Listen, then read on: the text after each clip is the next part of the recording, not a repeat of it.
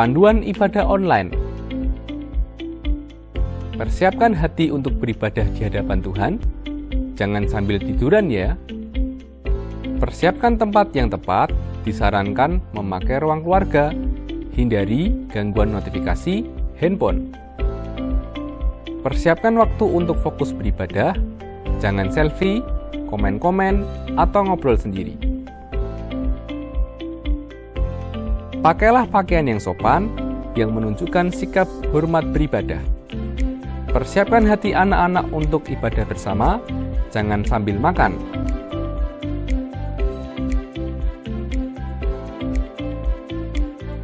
Selamat beribadah.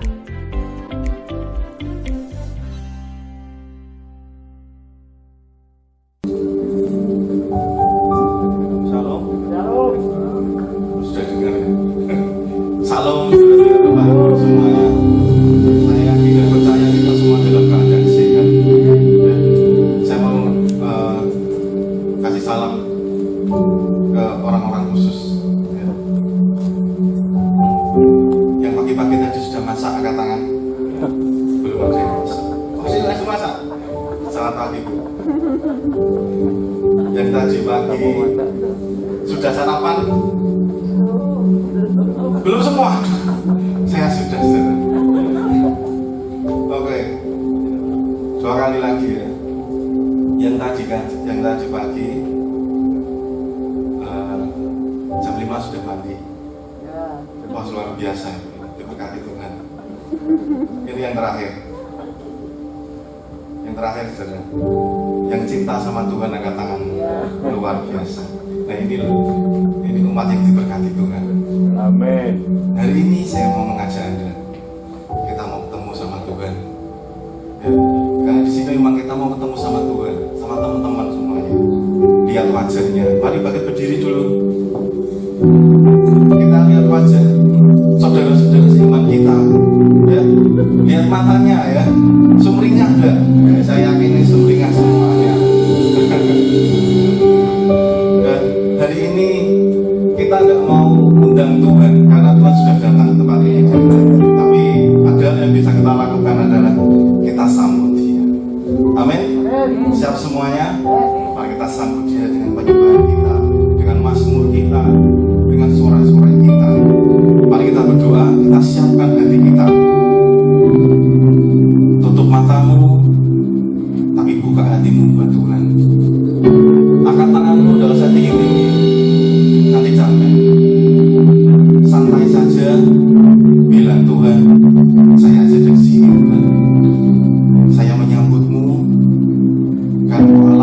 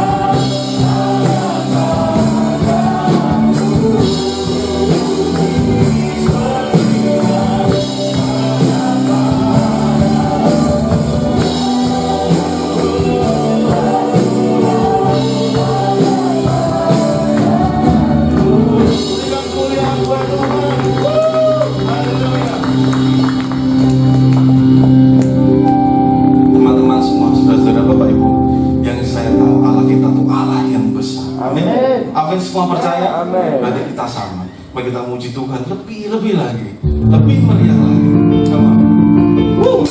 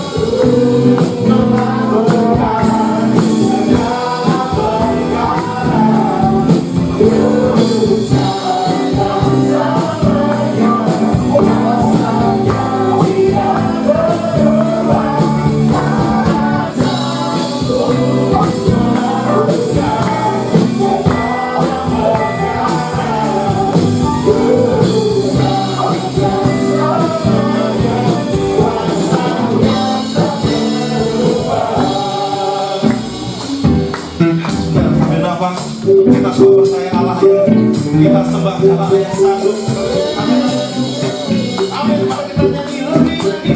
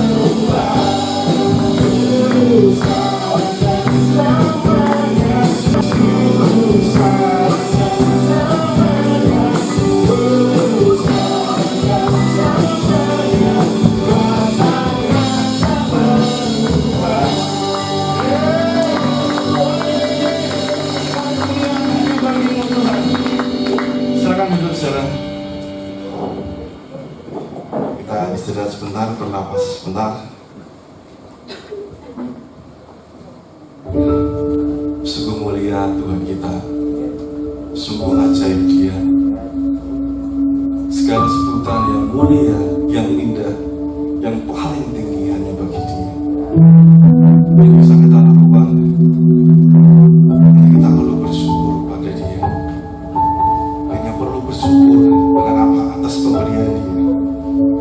Dan yang paling penting, kita bersyukur karena ada Tuhan yang selalu menolong kita. Tuhan, kami mau bersyukur selalu setiap hari kepada-Mu Tuhan.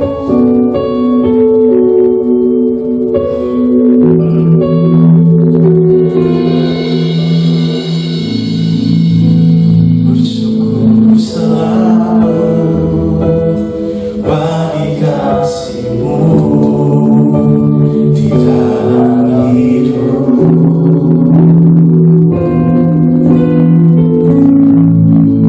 Entahkah ku ragu atas rencana-Mu untuk masa depan.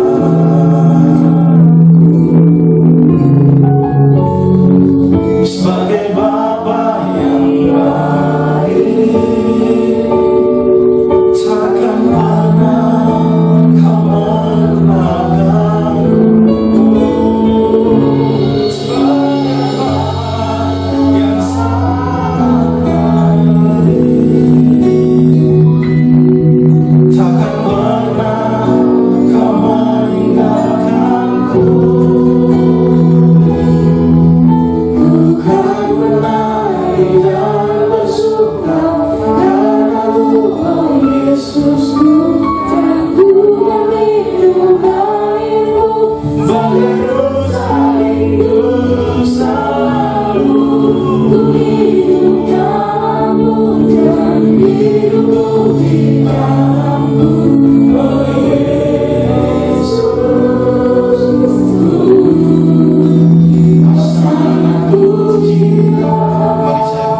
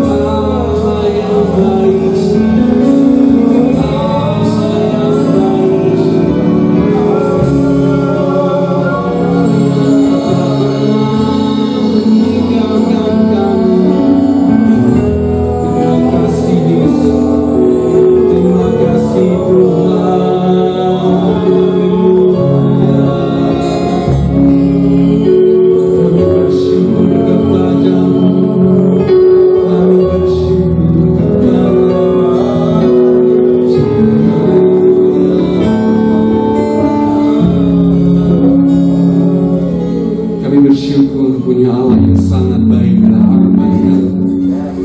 Dahulu, sekarang, dan selamanya tak pernah berubah. Kasih-Nya selalu baru setiap hari. Engkau curahkan ke setiap kami, Tuhan. Hari ini kami mendengar isi hati-Mu untuk kami semua. Kami membuka hati kami, buka telinga kami, dan mengubah hidup kami sesuai dengan kehendak-Mu, Tuhan. Terima kasih Bapak, terima kasih. Kami sambut firman-Mu dengan penuh sukacita di dalam nama Tuhan Yesus. Haleluya. Amin. Silakan untuk Bapak Ibu sudah dikasih Tuhan.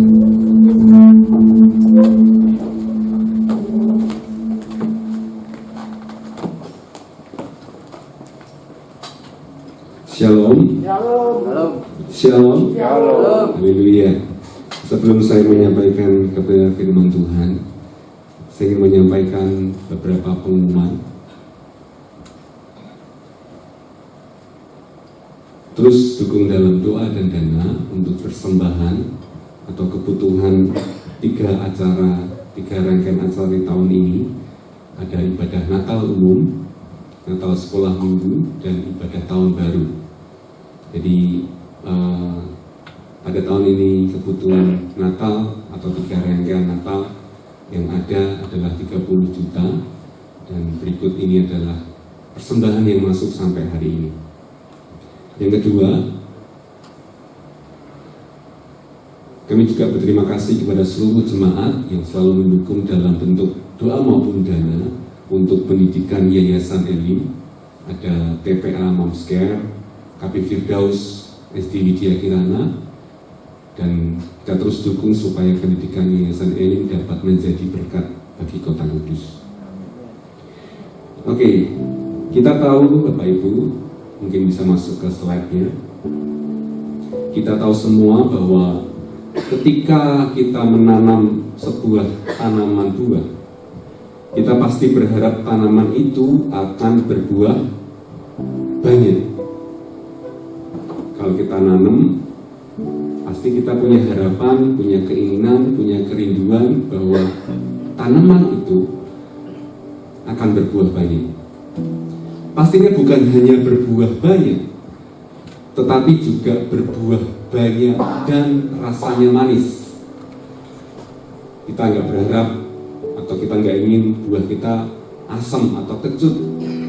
Nah, kalau kecut tidak enak dimakan, kalau asam tidak enak dimakan. Di dalam Yohanes 15 ayat 2, slide-nya bisa Pak Didi. Yohanes 15 ayat yang kedua, setiap ranting padaku yang tidak berbuah dipotongnya, dan setiap ranting yang berbuah dibersihkannya, supaya ia lebih banyak berbuah. Artinya Bapa yang di surga juga menginginkan kita dapat berbuah lebih banyak lagi. Makanya Tuhan mengusahakan bagaimana caranya supaya pohonnya itu berbuah banyak dengan cara dibersihkan.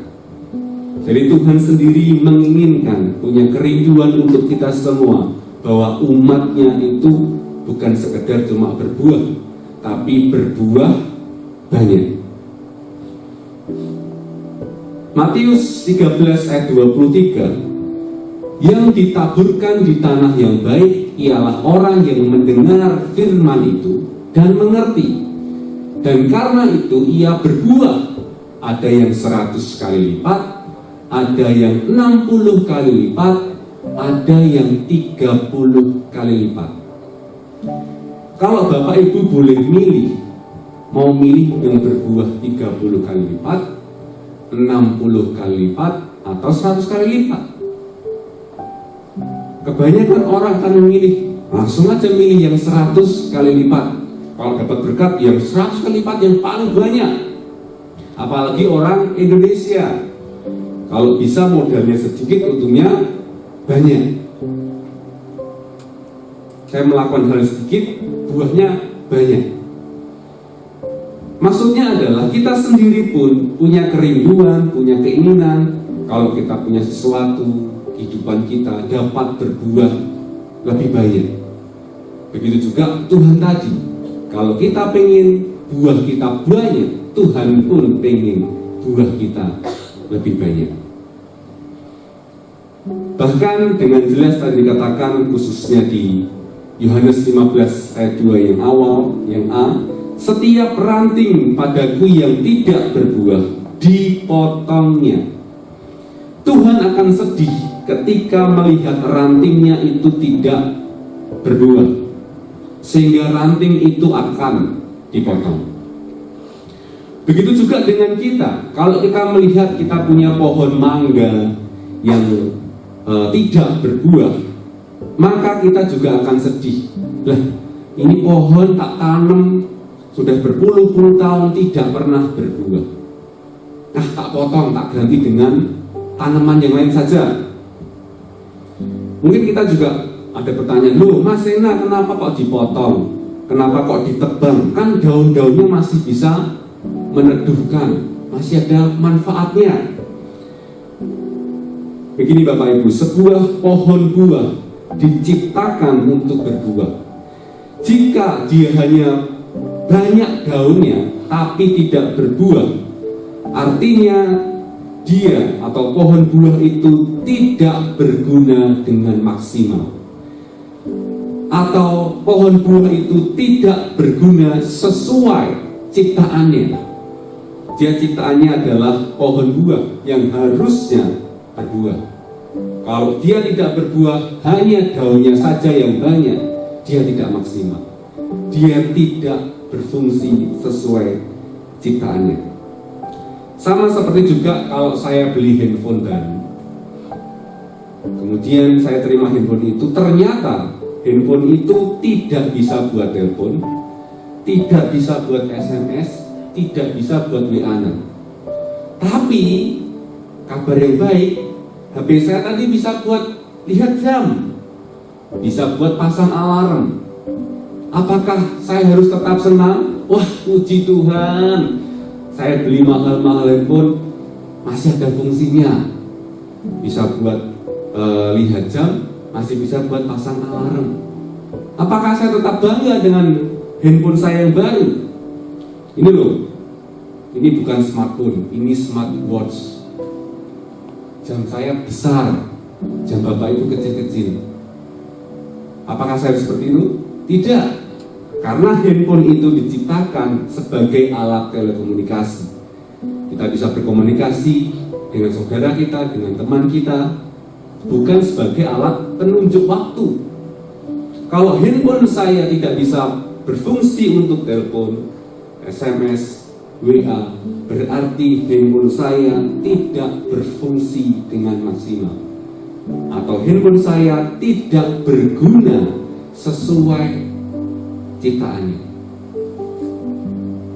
Apa yang harus saya lakukan ketika saya punya handphone seperti itu? Saya komplain, saya minta ganti.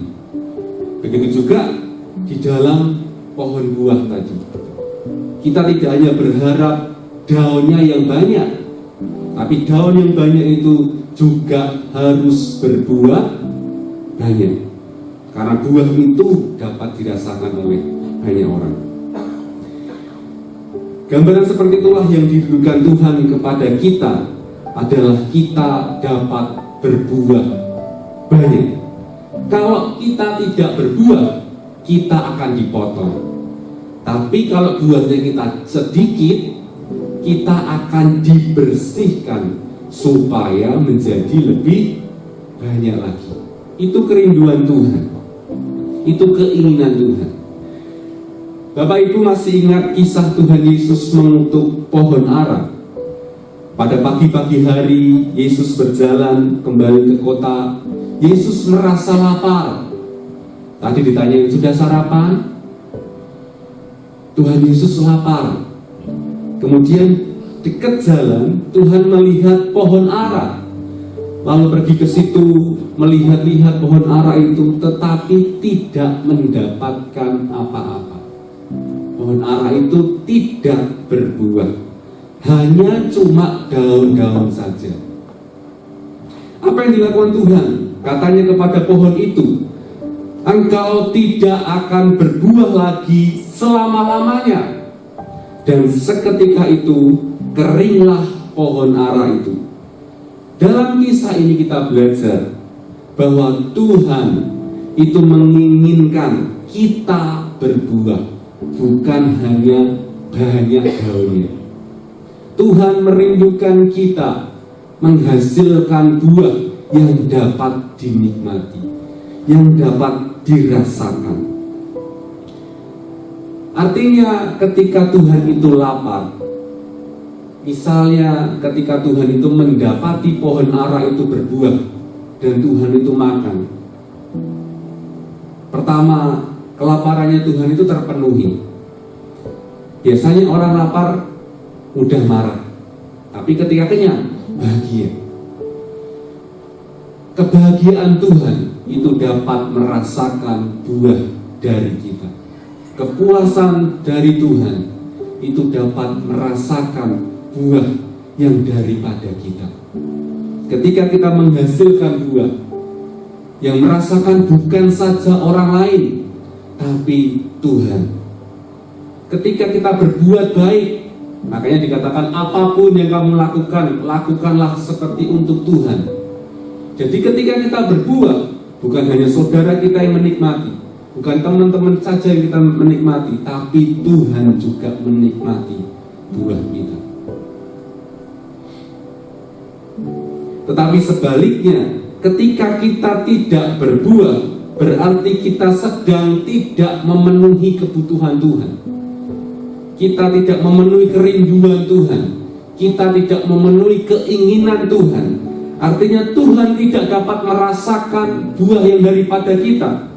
Maka itu akan menjadi kebalikannya. Bukan kebahagiaan, tapi menjadi kepedihan, menjadi kesedihan buat Tuhan. Makanya dipotong. Kalau kita berbuah, Tuhan bersuka cita karena melihat anaknya berbuah. Tapi ketika kita tidak berbuah, kita tidak berdampak, kita tidak menghasilkan buah yang banyak, Tuhan akan sedih.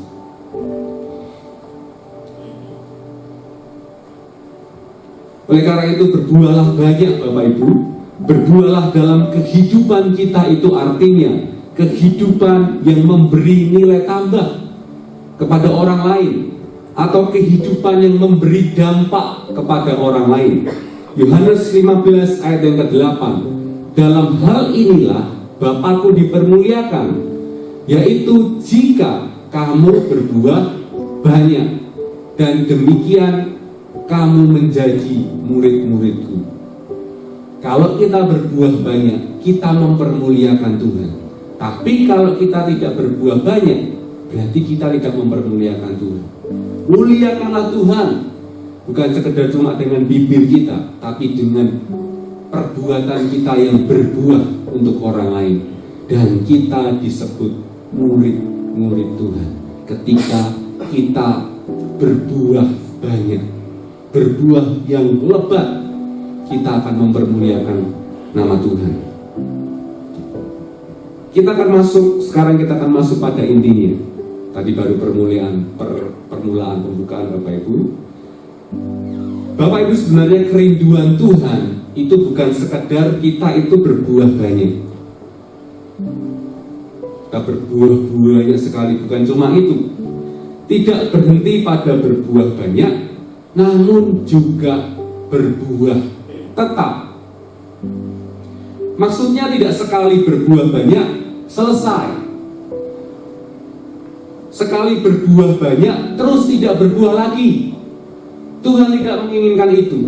Tetapi Tuhan menginginkan supaya kita berbuah banyak dan tetap setiap hari berbuah banyak.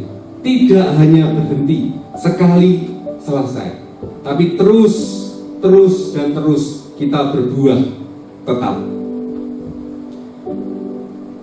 Yohanes 15 ayat yang ke-16 berkata, bukan kamu yang memilih aku, tetapi akulah yang memilih kamu, dan aku telah menetapkan kamu supaya kamu pergi dan menghasilkan buah, dan buahmu itu tetap, supaya apa yang kamu minta kepada Bapa dalam namaku diberikannya kepadamu.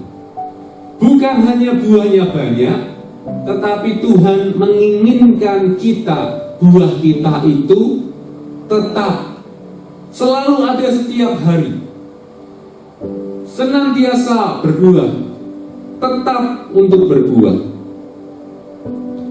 Makanya renungan pada hari ini saya beri judul berbuah tetap. Bukan sekedar berbuah banyak, tapi berbuah tetap. Kalau berbuah banyak itu berbicara tentang kuantitas, jumlah. Kita harus lebih banyak berbuah, lebih banyak berbuat baik, lebih banyak berdampak kepada orang lain. Berbuah manis itu berbicara tentang kualitas hidup kita, kualitas buah kita.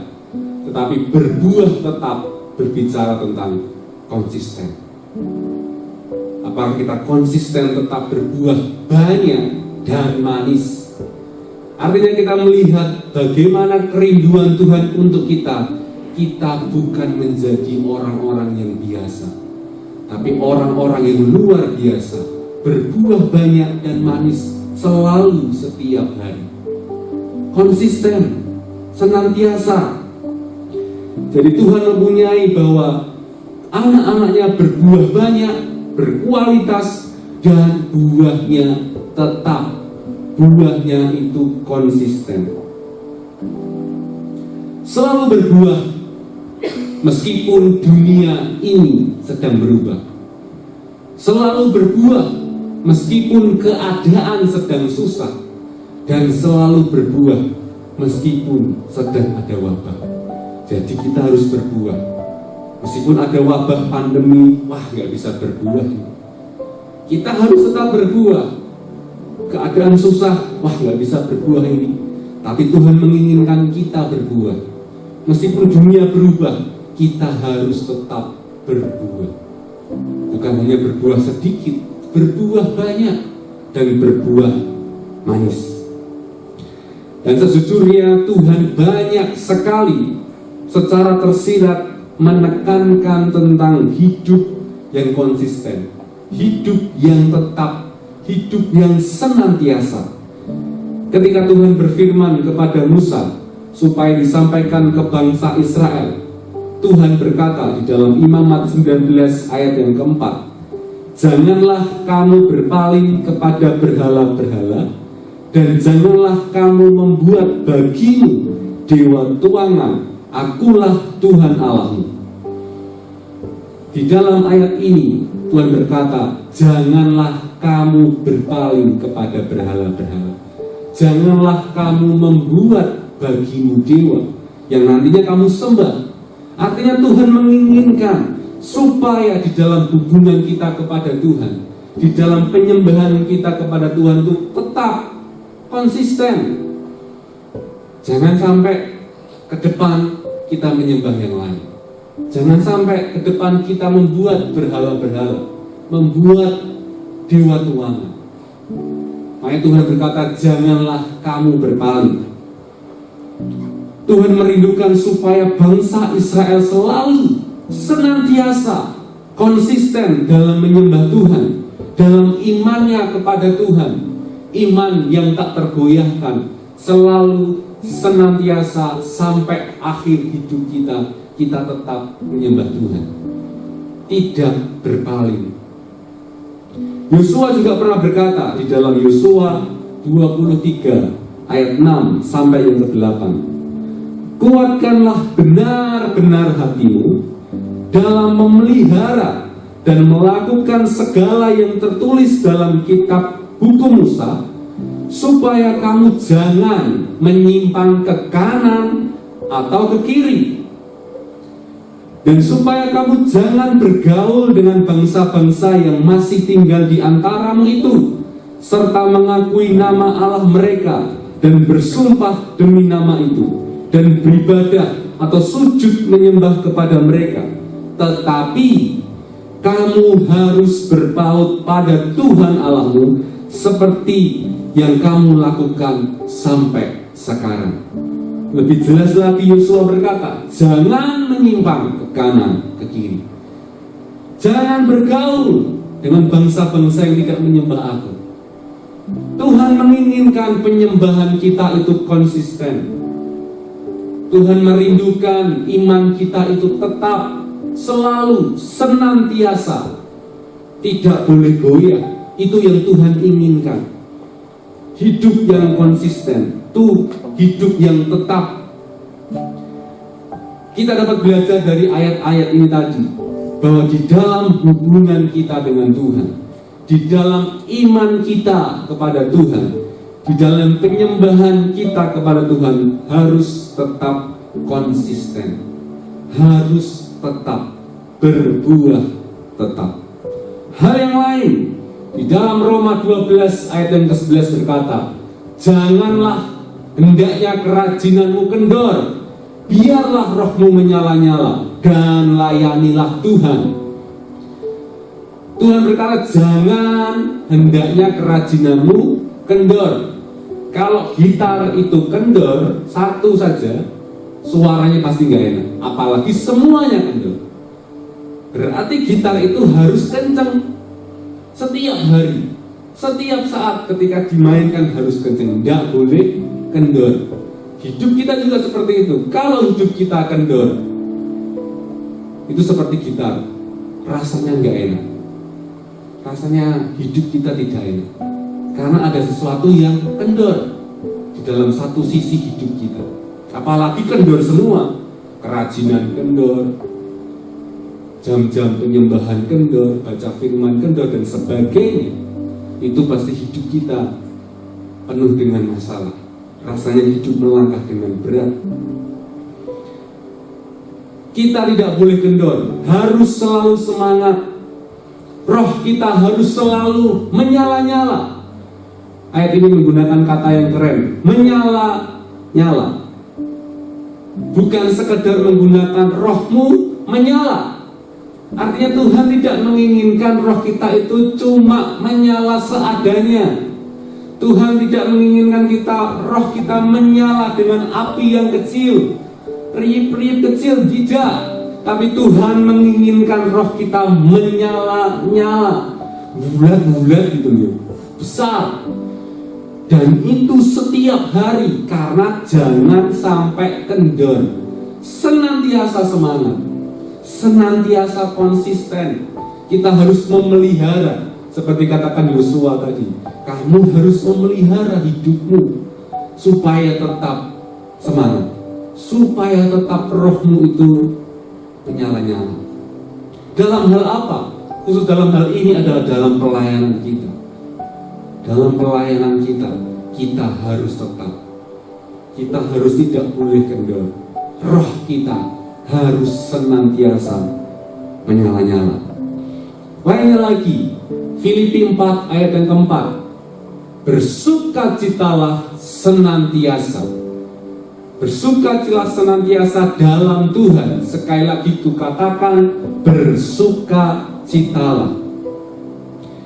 Yang menarik dari ayat ini Bapak Ibu, Rasul Paulus menuliskan surat ini bukan karena dia sedang dalam keadaan yang baik, bukan sekedar dalam keadaan yang nyaman, tetapi dia menulis surat ini sedang di dalam penjara. Arti keadaannya tidak baik, tetapi dia tetap meminta, kamu harus bersukacita senantiasa. Artinya bukan situasi kita yang memengaruhi sukacita kita, tapi percayalah Tuhanlah yang menjadi sukacita kita. Jadi bukan kondisi yang susah itu yang memengaruhi sukacita. Kalau kondisinya susah, kita ikut susah. Tapi seharusnya kita punya pengertian, Tuhanlah yang menjadi sukacita. Karena Tuhan itu tak pernah meninggalkan kita, terus ada buat kita. Artinya seharusnya sukacita itu senantiasa di dalam hidup kita. Sekali lagi kukatakan, bersukacitalah. Bukan berarti kita tidak boleh sedih. Dalam pengkhotbah ada waktunya sedih, ada waktunya bersukacita, ada waktunya untuk kita itu happy. Misalnya kalau kita ditinggal saudara kita dipanggil Tuhan. Sedih itu boleh, tapi sukacita yang daripada Tuhan itu akan membuat kita bisa menerima hal-hal yang tidak bisa kita ubah, dan kita bisa melangkah, berjalan, berani melangkah, karena Tuhan itu memberikan pengharapan, masa depan yang penuh harapan, dan kita tetap penuh dengan damai sejahtera, tetap penuh dengan sukacita, meskipun dalam keadaan yang sedang berduka. Tuhan memampukan kita. Dari ayat-ayat tersebut, kita melihat Tuhan menginginkan hidup kita secara konsisten. Tuhan menginginkan buah kita itu tetap konsisten dalam iman kepada Tuhan, konsisten dalam pelayanan, konsisten dalam bersukacita, konsisten dalam hal yang lain, bersyukur. Tadi kita menyanyikan bersyukur selalu, bukan bersyukur hari ini saja, bersyukur selalu dalam hal berdoa, dalam hal untuk bermurah hati, senantiasa tetap. Yang tidak boleh Bapak Ibu, Wahyu 3 ayat 15 sampai 16. Aku tahu segala pekerjaanmu, engkau tidak dingin dan tidak panas. Alangkah baiknya jika engkau dingin atau panas. Jadi karena engkau suam-suam kuku dan tidak dingin atau panas, aku akan memuntahkan engkau dari mulutku. Yang gak boleh adalah hidup suam-suam kuku. Kalau saya mengartikan hidup yang kadang bersukacita, kadang tidak, kadang menyembah Tuhan, kadang tidak, kadang rohnya menyala-nyala, kadang tidak. Itu yang tidak boleh. Apa yang terjadi jika hidup kita itu suam-suam kuku? Apa yang terjadi jika hidup kita itu kadang-kadang? Jelas dikatakan, aku akan memuntahkan engkau, aku akan menolak engkau. Seperti kejadian pohon ara, langsung dikutuk dan langsung kering pada saat itu juga. Jadi yang tidak boleh kita tuh suam-suam kuku. Tuhan berharap, Tuhan merindukan kita menjaga hidup kita supaya konsisten, supaya buahnya tetap. Saya minta seluruh pelayan Tuhan bisa mempersiapkan diri. Makanya hidup di dalam Kristus haruslah selalu konsisten, Bapak Ibu Saudara. Haruslah selalu berbuah tetap. Meskipun keadaan sedang tidak baik, meskipun situasi sedang susah, bahkan meskipun ketika bukan musimnya, kita harus berbuah. Berbuahlah meskipun bukan musimnya berbuah. Markus 11 ayat 13 dikatakan, karena pohon ara yang dikutuk Tuhan itu sebenarnya memang bukan musimnya berbuah. Markus 11 ayat 13, dan dari jauh ia melihat pohon ara yang sudah berdaun. Tuhan mendekatinya, atau Yesus mendekatinya untuk melihat kalau ia mendapatkan apa-apa pada buah pohon itu. Tetapi waktu ia tiba di situ, ia tidak mendapat apa-apa selain daun-daun saja. Sebab memang bukan musim buah ara. Tapi Tuhan tetap meminta kita, meskipun itu bukan musimnya, kita tetap berbuah. Berbuahlah tetap, berbuahlah konsisten, berbuahlah senantiasa. Biarlah Tuhan memampukan kita, biarlah Tuhan yang menolong kita untuk selalu berbuah banyak dan berbuah tetap. Amin Bapak Ibu. Saja kita berdiri bersama-sama, kita katakan, Engkaulah perisai kami Tuhan. Kami tetap berdiri meskipun di dalam tekanan.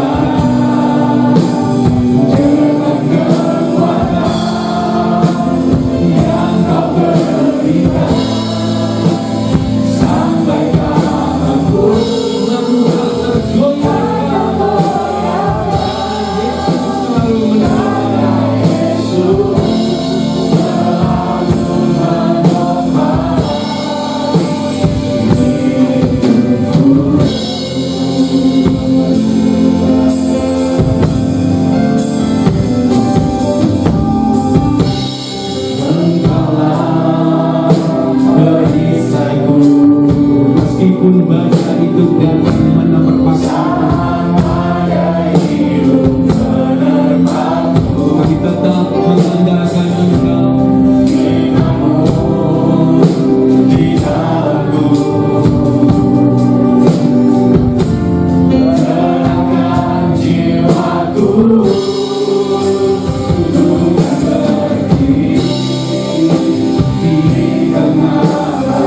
Kau curahkan kekuatan setiap kami percaya Engkau yang menolong sampai kapanpun ku kan bertahan, karena Yesus selalu menopang.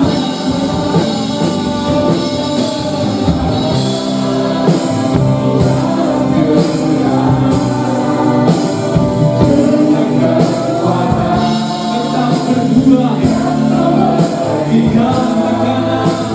Sampai kapanpun akan berjaga, karena Yesus selalu menopang.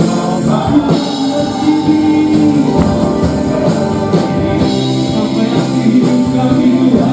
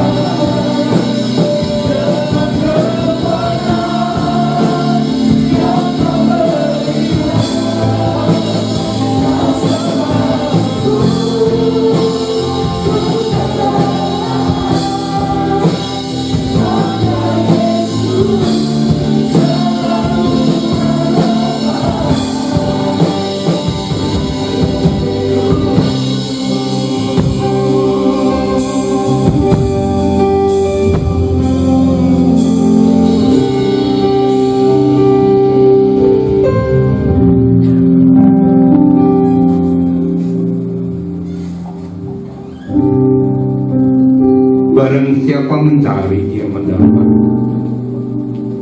Yang mengetuk pintu, pintu dibukakan baginya. Yang meminta, dia beri.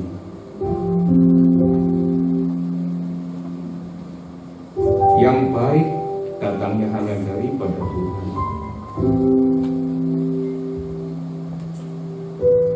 Berbuah dan berbuah. Buah hanya datangnya dari Dia. Dan kita yang tidak melekat kepada ranting tidak akan dapat berbuah. Untuk itu minta, maka kepadamu akan diberi.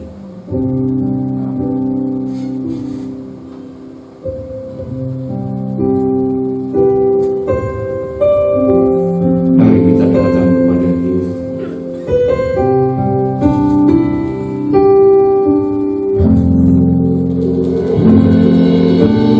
Bila ku buka mataku dan lihat wajahmu,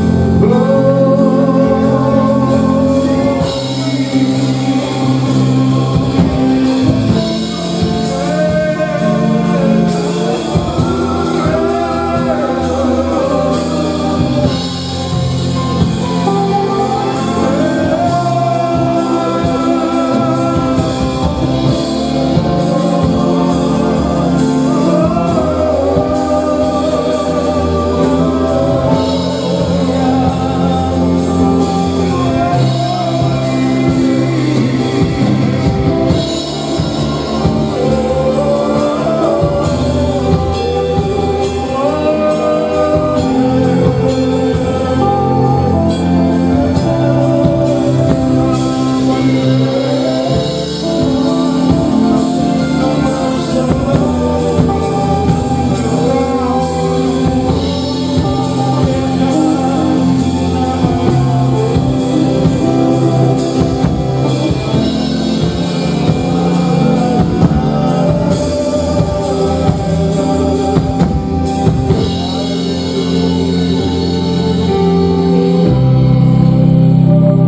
you God.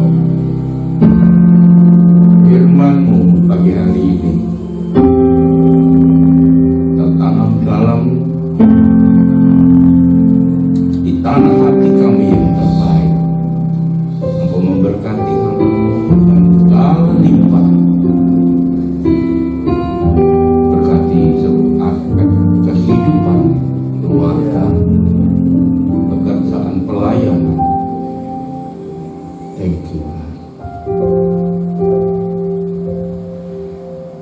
Engkau selalu memberkati kami di dalam segala kelimpahan. Kami tidak berkekurangan. Kami penuh di dalam damai dan sejahtera.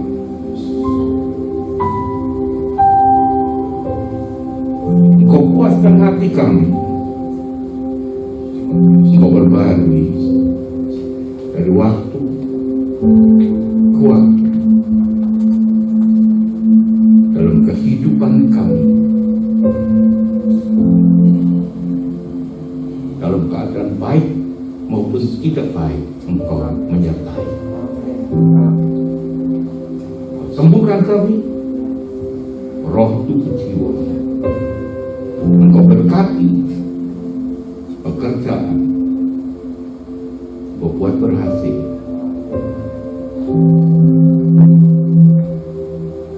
Kasih dan setia selalu baru setiap hari, setiap pagi.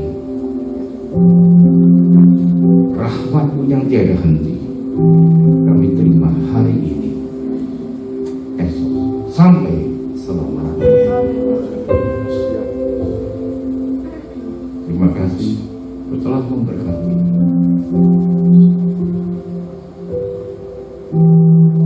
Kami pulang di dalam damai, sejahtera yang limpah.